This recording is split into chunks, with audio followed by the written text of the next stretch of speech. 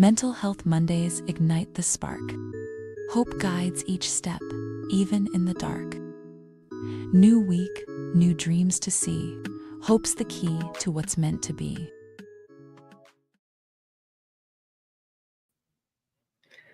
Welcome to another episode of Mental Health Mondays. My name is Hope. I hope everyone had a great Labor Day and you got to enjoy some time with friends and family and remembered what Labor Day is all about, actually. So today, and before we get started, I want to just remind you, Mental Health Mondays is, we do have a Facebook page, so go ahead and like us. It's Mental Health Mondays with Hope. You can see the logo in your screen. That's what you'll find on the Facebook page. And also, please, with our, the PA Empowerment Network, please like and subscribe. That does not cost anything to subscribe. And then you'll get to see all the wonderful other podcasts that are coming up on the network. So today, our guest is Lauren Peterson. She's the Executive Director of Safe Monroe. Hi, Lauren. Welcome. Thank you so much for having me, Hope. Good to see you. Oh, you're welcome. You're welcome. Great to see you as well. So before we get started, just tell us a little bit about you and what it is you do and what Safe Monroe is. Sure. So I am the executive director of Safe Monroe. Maybe some people in the area know us as our previous name, which was Women's Resources of Monroe County. We have been providing free and confidential services to anyone impacted by abuse here in Monroe County and the surrounding areas for over 43 years. And like I said, we are completely free and confidential. We are a nonprofit here in Monroe County, and I've been the executive director at Safe Monroe for about 11 years. Previously, I worked down in towards the Philadelphia region as a victim advocate, a counselor, a prevention education person. So I've been doing this for a little bit, but it's been a great show for us to be part of. Great, wonderful. That's so awesome. Now we have we will be scrolling along our banners, your website, and also the hotline telephone number for Safe Monroe. And before we get into the topics, you have a function on your website that I think is really important for people to understand. Do you already know where I'm going? Mm-hmm. Okay. Do you want to explain it real quick? Is that our helpful escape button? Kendall. Are you there? I'm here. Okay. I was having a hard time hearing you.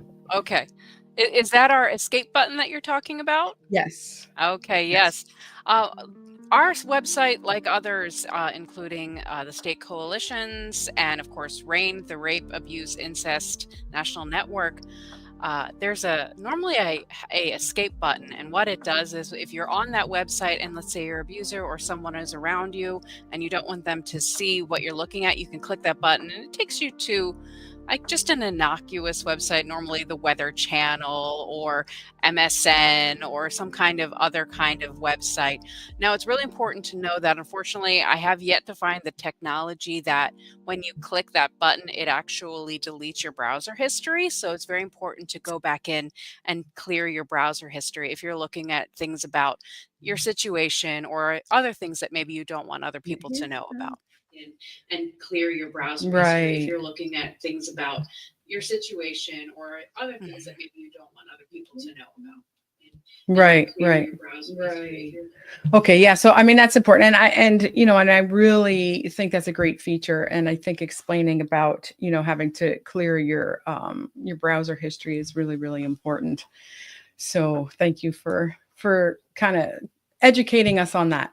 So, it's been very heavy on my heart and my mind, and I'm sure yours and the entire country with the survivors of Epstein, that whole situation of them having this press conference recently and them, really starting to come out and speak out and, demand that the files are released, which that's a separate part, but just listening to the survivors. So that's really why I wanted to have you on tonight, because, it's breaking my heart listening, And I'm sure, like, when I posted it on my Facebook, I made sure that I included the 988 number, because someone can have a trauma response from watching that. So tell me, with them starting to come out and speak up, what is that looking like for you in the movement, in the work that you do? Mhm. It's really a powerful situation when a survivor at any point chooses to speak their truth, to talk to the public about what they've experienced, what happened to them. And we've seen it before in other high profile crimes, other high profile sexual assault cases, notably the Cosby case, Mhm. where other survivors who are listening or are watching the news and are hearing these stories, who maybe have never said anything about what happened to them, something about the story that they're listening to resonates with them. And they might feel ready at that point to reach out for help. Maybe they've never called a hotline before. Maybe they've never talked to a counselor before, or a friend or a family member. Maybe they've never disclosed at all. So seeing these people come forward and talking very publicly about what happened to them and how it affected them can have ripple effects for a very long time for people who've experienced similar situations. And Mhm. here at Safe Monroe and all types of crisis centers throughout the country and the world, we really try to be very cognizant of when these stories are breaking or these situations are happening, so that our team is ready to respond for when someone is calling, because it might be that they have been re traumatized or re triggered by hearing that story. So, all of our counselors, our volunteers, our hotline volunteers, our staff go through a very rigorous training program. It's about 80 hours long before they can even have any client contact. And that's to enforce a way of responding effectively, utilizing a trauma informed model. So, when we have these calls of someone who is in a severe crisis state, who is maybe triggered or traumatized by something that either just happened to them, or they've been re-traumatized and re-triggered, Mhm. that we're able to respond effectively to them and help them to come to a safe emotional state at that moment, even over the phone. But hearing these stories, it's been really powerful, even for our team here. People who have experienced sexual abuse as children, as teens, Mhm. Mhm. it Mhm. it is very damaging because it goes against the core of yourself. People who are not believed, people who are seen as at fault. What did you do to Mhm. cause Mhm. this? Mhm. Sexual assault is a very intimate, powerful tool that abusers use to have that control over another Right. human being. Right. Right. And I think, I mean, what part of what you do is educate the community about that. And I think that there are still people that don't understand. They just think it's a crime of a sexual nature. It's someone with a sexual desire, and that's how it occurs. And it's not. It's about power and control. So with Jeffrey Epstein, we're talking some of the highest amounts of power. A very, very rich man, very wealthy man, tremendous connections. And I'm sure, if anyone watched the press conference, they heard some of these women saying, like, they were only children when it happened. What could I do? This person is so powerful. Um, how is that? How is that something you help people get through? And every story, every experience is going to be different. There's really never a cookie cutter. Okay, you've been sexually assaulted. We're going to do A, B, and C, and you're going to get better. That's never how it works. Every person heals and experiences their trauma in a very different way. So what we try to do with first working with people is normalizing their responses. People sometimes call us on the hotline and say, "I feel like I'm going crazy." Mm. And that's normal for you, and that's normal for other people who've experienced the same thing. So normalizing their experience, validating their feelings and their own responses is probably the most important step that anybody can do when working with or talking with someone who's experienced sexual abuse or other kinds of abusive trauma. The other way that we can work with our survivors at Safe Monroe, through our counseling, through the hotline, other than validating and normalizing their own experiences, is just coming up with some coping mechanisms and coming up with a way for us to flip the narrative away from what had happened to them being able to take that trauma and say, "It happened to me, but it doesn't define me." Right. Like, Right. I like to use, the allegory of if a crumpled piece of paper when I do trainings a lot, I like to use this allegory. I hand a piece of paper and ask someone to crumple it up, and then I'm like, "Okay, try to get those creases out. Try to make it nice and smooth and pristine again," and you can't do that, right? Right. Right. But that piece of paper, can you write on it? Can you take notes? Can you fold it up and pass it to your friend to tell them, "Hey, have a good day"? Absolutely. And that's a very, very simplified version of what we can do. We can smooth out those creases. You can be a constructive member of your own life again. You're never going to be that pristine piece of paper again. Something happened to you and we have to own it, but it doesn't have to define you. Right. Right. Right. And that's a great descriptive, very visual way of explaining that. And I think that's wonderful. That's just absolutely beautiful. Thank you. Mhm. Um, Now, with anyone, there are going to be naysayers. There are going to be people that don't believe. They're like, we just talked about, there's going to be people who say it was their fault. And we're seeing this in the public eye. We're seeing this on such a large scale with the Jeffrey Epstein case. We're seeing the positive. Don't get me wrong. We're seeing a lot of people who are supporting the survivors, but we're seeing those negative. Um, how does that affect someone if you may have 100 people who believe you and you have that one that doesn't? How does that affect people that are going through this? Absolutely. And that I think is the number one concern that a lot of people who've experienced sexual violence have said to me and to the staff at Safe Monroe is, I don't think anybody's going to believe me. And it very well might be because that's exactly what their abuser or their perpetrator has told them. No one's going to believe you.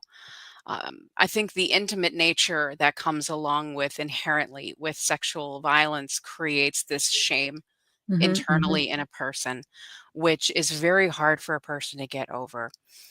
Also, because sexual assault and sexual violence, the majority of it is done by someone you know and trust. We talked about years ago the stranger danger, the people who are hiding in the bushes waiting to jump out and grab you. Does that happen?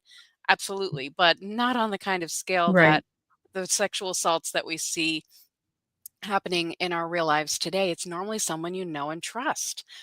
You're gonna be alone with them. You might be drinking with them, and that's all fine. You should be able to do all these things with Mhm. someone you know and trust. So having that abuse, having that experience, having that trauma come from someone you know and trust, exponentially can create this feeling of shame of what did I do?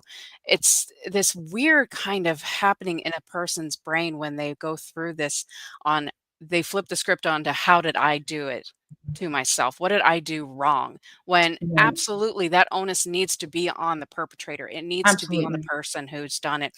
But not being believed, worried that no one's going to take them seriously. No one, especially in law enforcement or the criminal justice system.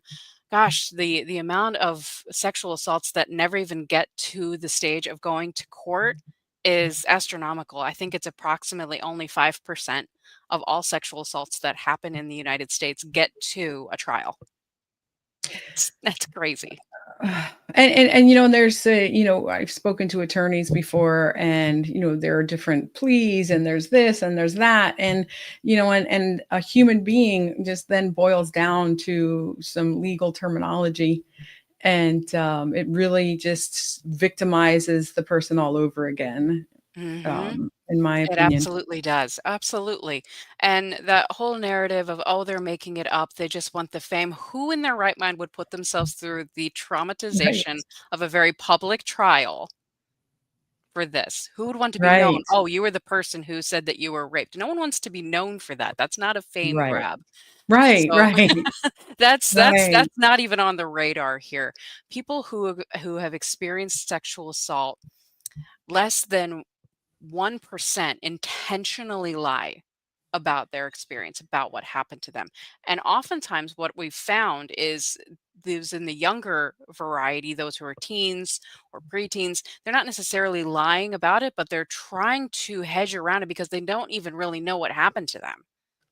They might not really understand what was happening at that time. And looking at the Epstein victims, a number of whom were teens, older teens, but teens themselves, there's a lot that's happening chemically, biologically, that go along with it. And neither here nor there, but children and those who've experienced sexual abuse as children or as teens are even much more highly at risk for major depressive disorder than those who've experienced it as adults. Right, right. And, there have been some of those women who have taken their own lives, and women that, were 14 and 15 years old when this happened. And now, they're adults and they're still in therapy and, maybe not leading the healthiest life that Mhm. they could be leading. So, I'm glad that you touched on that, because that's something, again, this is a mental health program, and we have those mental health issues, and it seems like a person may get just kind of stuck in this cycle that they can't seem to get out of because of the things that have happened to them.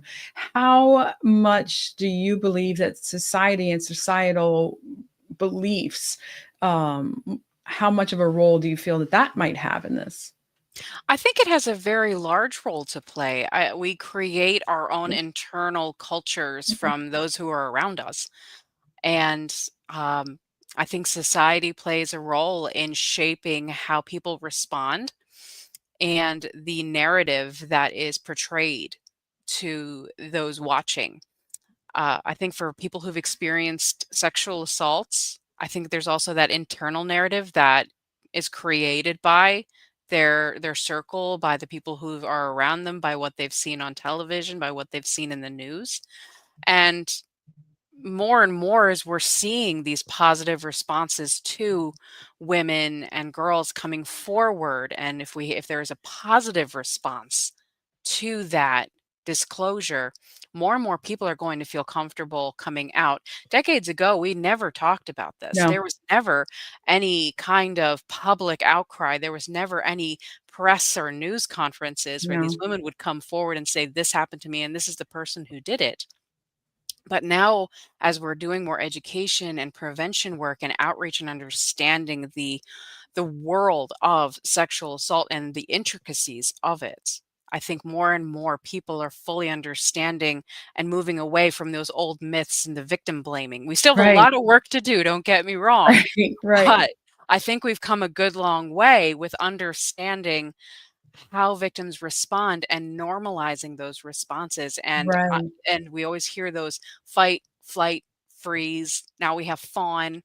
People right, expect a sexual assault person to fight back. More often than not, you have the freeze or the fawn, where you're just trying to survive. You just right, let it happen because you're just right. so stunned, or you're fear for your life, Mhm, that mhm. you can't do anything. And like, well, why didn't you fight back? Why didn't you grab them? Why didn't you punch them, hurt them?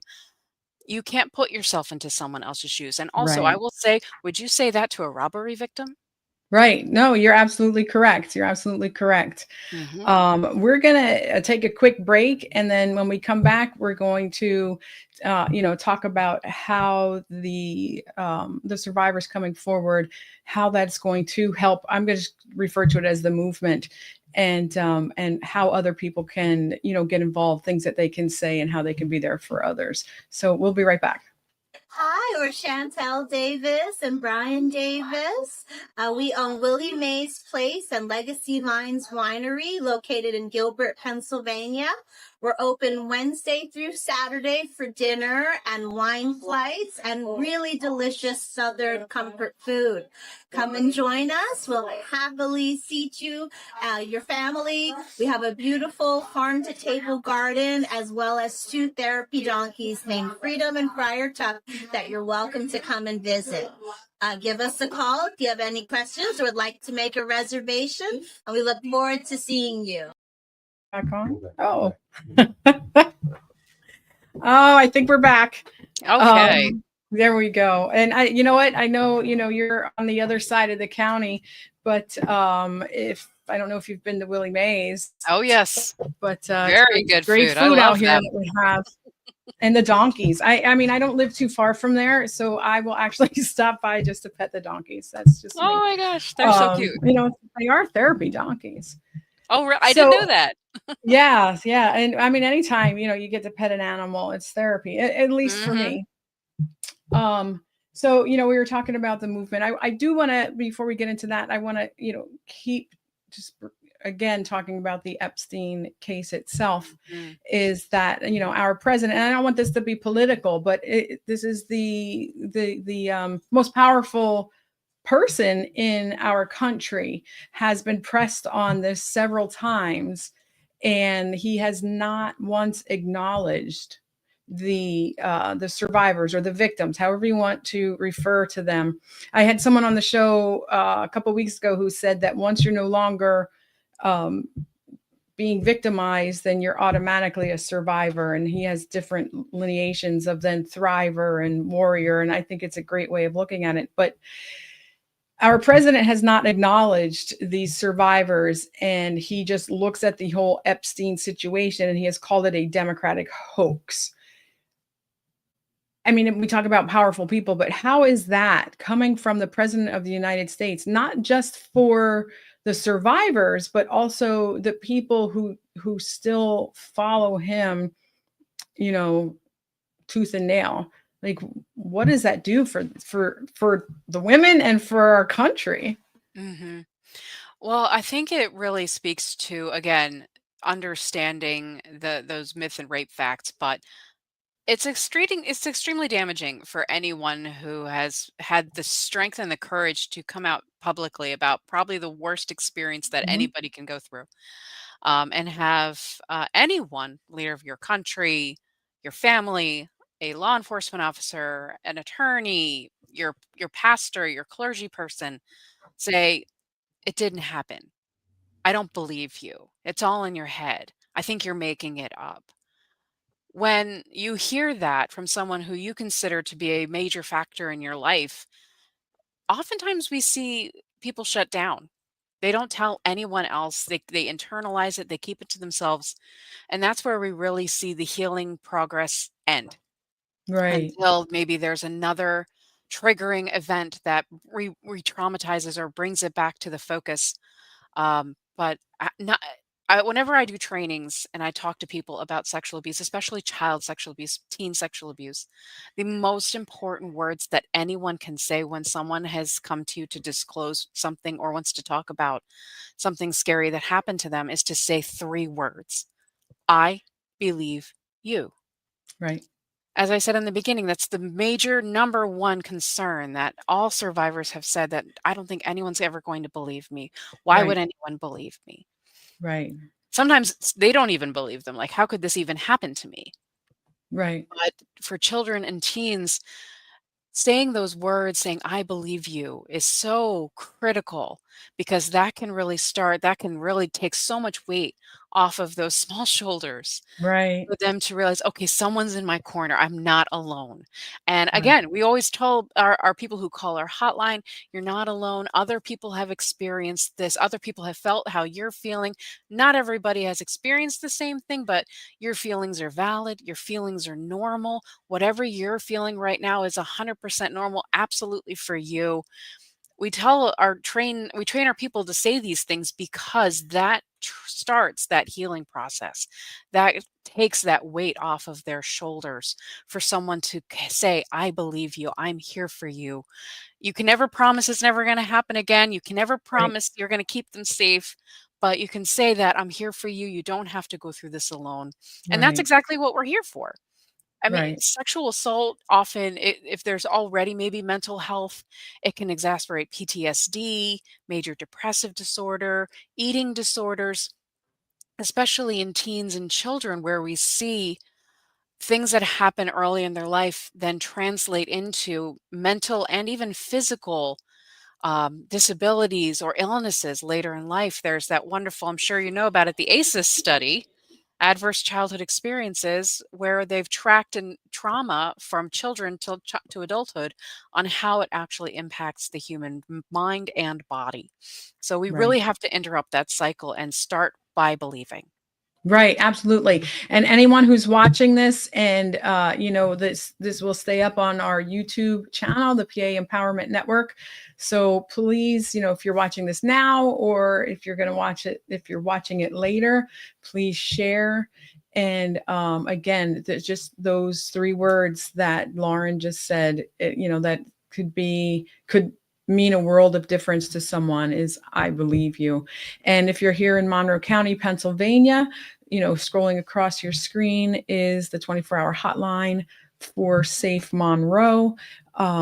If you are in a current situation where 911 is warranted, please, be there with your friend while they call 911, or you call 911 for them, because they're going to need someone who's going to stay calm, someone who believes them, Mhm.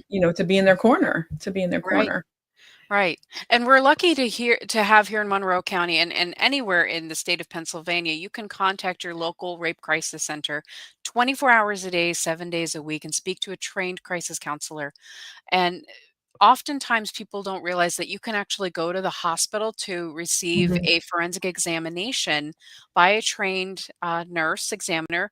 One of our staff or volunteers can come out and be with you through that whole process, because that can be really scary too, Mhm. really uncomfortable.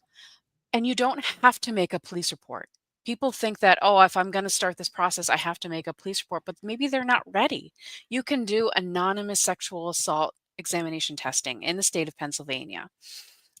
You can contact our hotline. We can help you, walk you through it, answer some of your questions. But it's really critical, if you have been sexually assaulted, to gather that evidence as soon as possible to start that record. So if months down the road or a year later, you can decide if you want to move forward with charges, that you have that evidence on hand. Right, right. And and I think we see this played out in the movies a lot, but it is it is kind of true, is when something like this happens, the first thing a person wants to do is just to go take a shower and just get it all off them, and just Yes. cleanse their soul more so even than their body. So they shouldn't do that, right? Right, right. And you're right. That's your first instinct, is you feel, everybody has said it. I've heard it so many times. I felt dirty. Right. I want to get clean, and understand 100% of that feeling. You get it. It's true. It's normal. It's how you're validly feeling. But we want to try to collect that evidence. We even gathering the clothes that you are wearing, your underpants, sheets, pillowcases, jackets, shoes, anything, is really critical to a case, because a lot of the times, unfortunately, these cases come down to, I hate this term, but it's the only term that you can use, is the he said, she said, or they said, kind of a thing, without evidence. And that Right. forensic exam gives you that evidence. And like I said, you don't have to go through this alone. Safe Monroe, or wherever you are in the state, that local rape crisis center can send people out to you, to go with you to the hospital, to be with you 100% of that time, hold your hand. We can be in the room when you're talking to the police if that's what you want to do at that time. We are 100% in the victim's corner. We're not from the law enforcement end. We're not from the hospital. We are 100% for the victims at that time and throughout the process. Right, right. And I've, been familiar with Safe Monroe for a long time.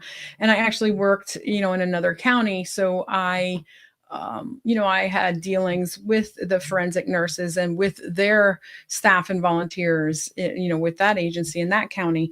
And I have to say that these people are amazing. Mhm. So, I know whoever is going through this, they're going to be scared, they're going to be ashamed. That person is there for you. The nurse will be amazing. I guarantee you that, because they're specifically trained for this. It's a terrible thing to happen, but you're going to have people, like Lauren said, that are there in your corner. Um, that are going to be there. And I'm glad we're going this in depth about it. I really am. But I want to go back a little bit, because we were talking about the mental health aspect, and I was talking about, like, it's all kind of very cyclical, or it's like this big circle to where, you're starting to do really well. You're in therapy and you're doing good. And then just some trigger, and it may not necessarily be something, it could be something you saw in the news. I feel that we all suffer from PTSD from the media, especially after 9/11. But, it could be something that triggers you. So, now you've been going 2 steps forward. Now you might go 1 step back. And then you go 2 more steps forward, but maybe you're going to go 2 steps back. Maybe today you're 3 and your goal is to be like an 8, but you come back the next day and you only made it to like 4, but that's okay. So let's see, how can we get you to, so I guess what I'm saying is it's ongoing. It never ends. And it's not linear. It is not linear. No. And this is what we're hearing from the survivors, the Epstein survivors. I don't even want to call them that anymore. We have to come up with some cool, badass name for them. Do I have to put money in the swear jar? We have to, really come up with a name that's very empowering, and take his name out of it if we can. Well, I think you touched on it with someone else that you had on the show, that victim to survivor to thriver. And it's a really important step. I think whoever was talking about it, like once that incident happened, you stop being a victim. I'm going to challenge that slightly, because I've been working in this field for about 25 years. I've had people who have been coming to either Safe Monroe or my previous employment for decades, and they still identify as victims because it is still affecting them to the degree that they are not able to function effectively in their day-to-day life. To then skip to then being you're a survivor, does that say you stay there? Maybe you do have that triggering event. Maybe you have that, and you for lack of a better term, regress into that victim stage. Something as simple as you're walking through Macy's or wherever, and you get a whiff of cologne. The olfactory senses are the most connected to memory. Right. Smelling something can almost instantly put someone into thinking they're back in that situation. And what Safe Monroe counselors are really great at is preparing people. We don't provide therapy. We're not long-term or crisis-based. Right. But what we do is we help them to come up with coping skills and prepare them for what could happen in the future, and set them up so they know, all right, I'm having a trigger. What do my counselors do? What are my skills? All right, I'm going to go through my 5, 4, 3, 2, 1s, or I'm going to journal, or I'm going to go get a glass of water. I'm going to call my friend. What are my skills? What are my go-tos when I'm having a triggering event, when I'm feeling this kind of a way, to help me to snap out of it, to help ground myself? These are all techniques that we can call on, and not every technique works for every person. Right. Maybe Right. the glass of water doesn't work for somebody, but the 5, 4, 3, 2, 1s are. These are all great tools that our counselors use to help prepare people, because, like I said, we're not a long-term situation. We can refer to therapy, and we try to most times, because we know it's a helpful tactic for people and a resource. But we want to be able to, when it is time for someone to move on from Safe Monroe's counseling program, we want them to be in a place that they're able to at least get up, continue on, handle what needs to be handled. And if they do come into a situation that they need to cope with something, they have the tools in their toolbox to do it. Right. That's excellent. That's excellent. So, again, this is about mental health, and, we consider, so many times we consider mental health as the invisible, diseases or disorders, because you can't necessarily, if somebody has a broken leg, you can see that they have a broken leg, or if they have a physical disability. And I want to just remind people, or throw it out there, make people, make their brain explode, or think about it, that if somebody has been traumatized like this in their life, that plays on their mental health. Mm-hmm. And that mental health isn't always going to be corrected 100%. And, right now, another thing that we're looking at are cuts to our Medicaid funding, and getting people off the rolls who should be able to work. But, when we link these types of things that happen to us with mental health, it's it can be very scary to be out there. There's a lot of social anxiety with situations like this. What can we do? I know you guys are doing it already. What can we do more to make, to raise awareness, to educate the community, to get people on the side of the survivors? Right. I think it's important for us to, and I feel like as a community, as a collective whole, we've come a long way, especially with very prominent people being open about their own mental health struggles and how they've overcome them or at least adapted to them for utilizing therapy, whatever tools or resources they have. The more that we talk about it, the more that we educate about it, the more that we can make it as simple as, like you said, okay, you have a broken arm, you're going to go to an orthopedist. If you're feeling depressed, we're going to see a psychologist or a social worker or a counselor. That is the person, that's the doctor who's going to help to make you feel better. And Right, sometimes it needs a chemical assist, sometimes you need some psychiatric meds for a time or forever, it doesn't matter, but you have to at least work with the situation and work with the resources that you have. And I think we're doing a really great job in our community on being open about what resources there are for people. I think we're doing a wonderful job on educating our educators on first recognizing these signs of depressive disorder, of PTSD. The trauma informed classroom has really boomed in these last few years. But I think there's ways that we can do more on reaching our young people on saying, and I don't know who coined it, but it's my favorite phrase in the world, it's okay to not be okay. oh, right, yes, I love it, That's yes, my I love favorite one, I want it plastered everywhere. It's okay to not be okay. Just right, because you're feeling down or you're feeling depressed, you're not, it's, I think that stigma still sticks around. I don't want to be labeled as crazy or cuckoo or psycho. Just right, because you have mental health doesn't mean that you're going to have it forever all the time. Doesn't mean that it's going to define you, just like your abuse and your sexual assault doesn't define you. Your mental health doesn't define you. You aren't your depressive disorder. You are Hope C and right. I have Right. X. Yep. Absolutely. Absolutely. And I think that's something that we did, within the movement quite a while ago. Like, where, oh, they're schizophrenic, just using that as an example. No, they have schizophrenia. It's taking that Yes. label Mhm. away from it, and really changing our language, in order for people to not be defined by what it is that, if they have some Yes. sort of a diagnosis. That person first terminology. Right, right. How Mhm. about law enforcement? How is it going with law enforcement and, and their acknowledgement of sexual abuse Mhm. crimes? I think that especially for our local Monroe County group, they've come a long way. We've done a lot of great trainings. Everyone knows about Safe Monroe. We utilize the LAP, which is the lethality assessment program. We utilize a permission slip program. We are constantly going out and working with them on training new officers.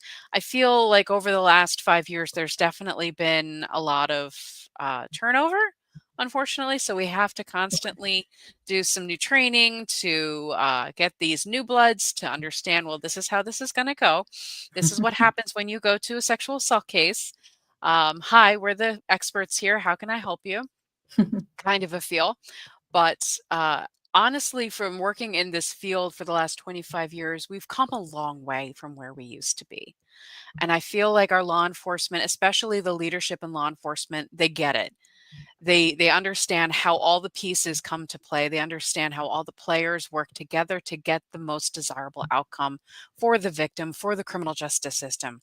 We all want the same thing, bad guy behind bars, okay? Right. But we also have to put other factors into that play as well on victim first terminology and victim first interviewing skills. And I feel like we've really improved that over the last couple of years, working with our local law enforcement when they respond to a sexual assault, when they're at the hospital or later on. Their ways of interviewing has improved. Great.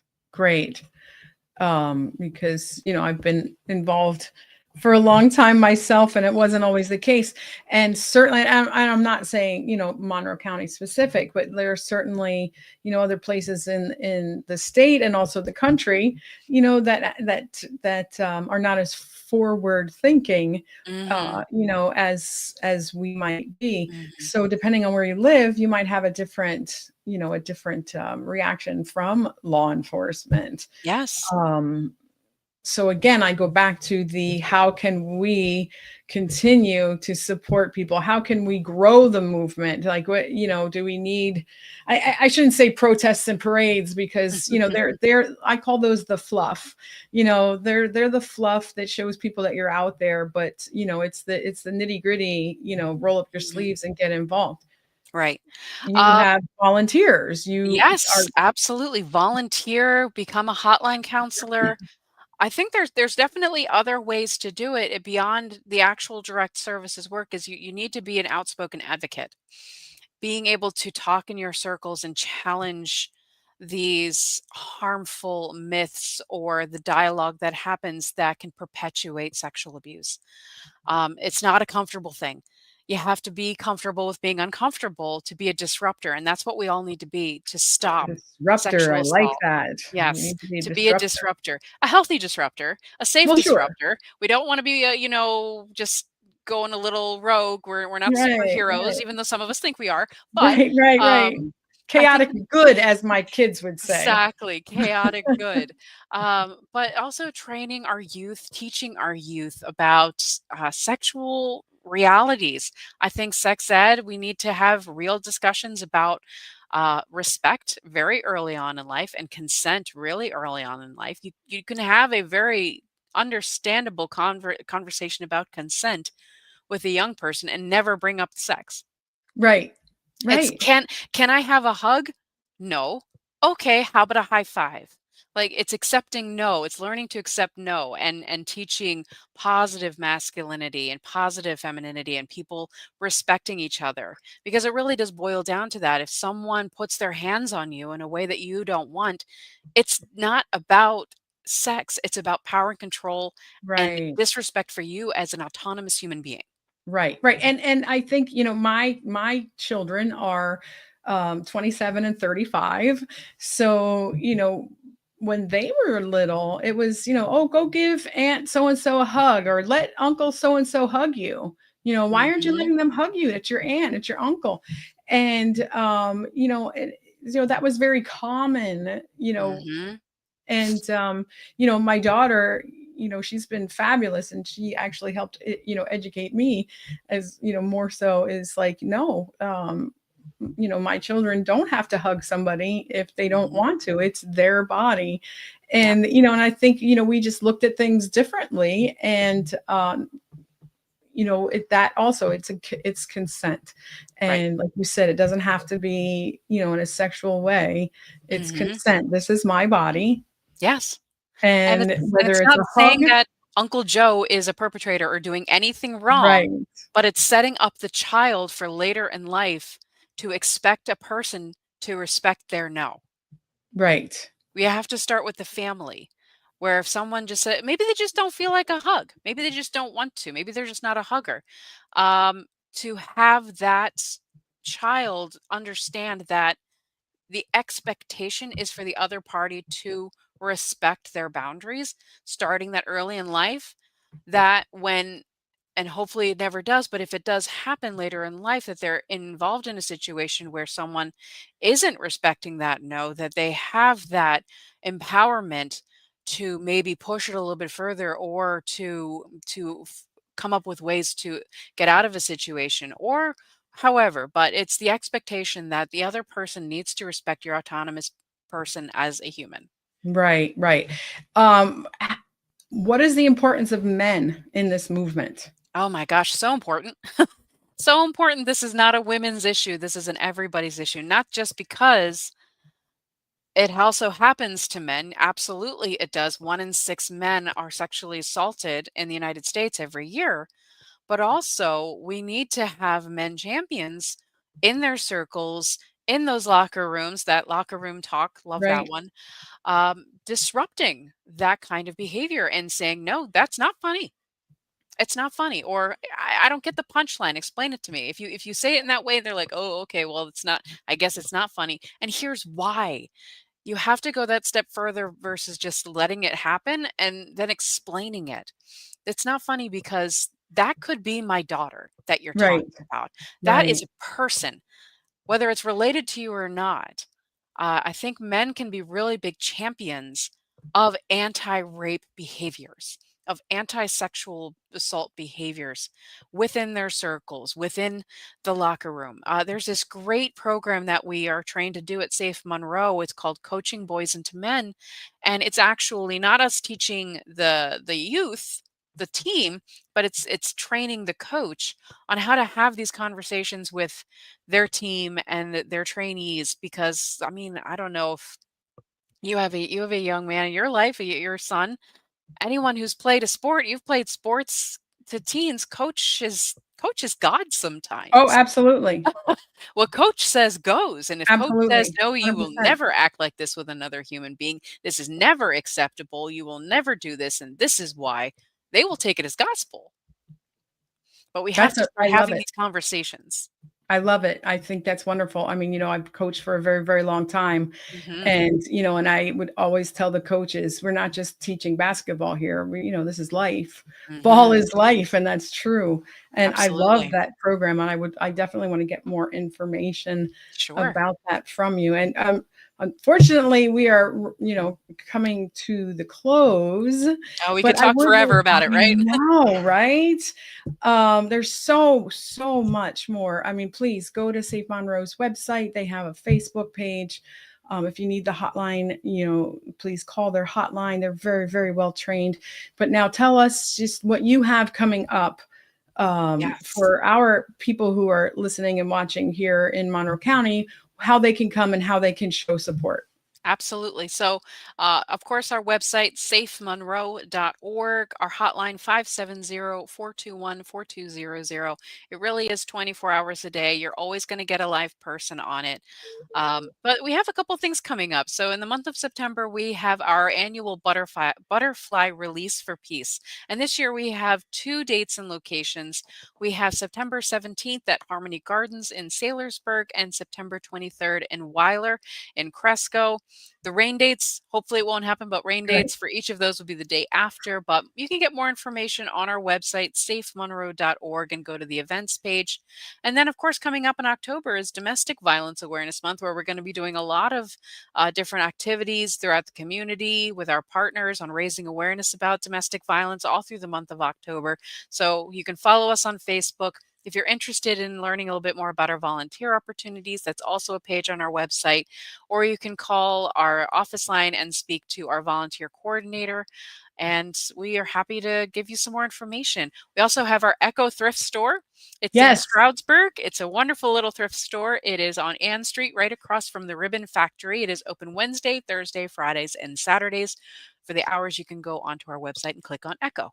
Awesome. Awesome. Thank you. And if people belong to an organization or a business, and if they want some educational programs, that's something that they can Yes. reach out for as well. Absolutely. We have a multitude of different programs that we can come out and provide for you. Sexual harassment in the workplace for people who are employers, for adults and children and teens, all these different ones. We have Parents in the Know, which is a great program on training adults, caregivers, parents, grandparents on how to recognize signs of child abuse and how to effectively respond and refer to get their children help. You can call our office line, it's on our website. But really, if you ever need anything, you do not have to go through this alone. We are here for you.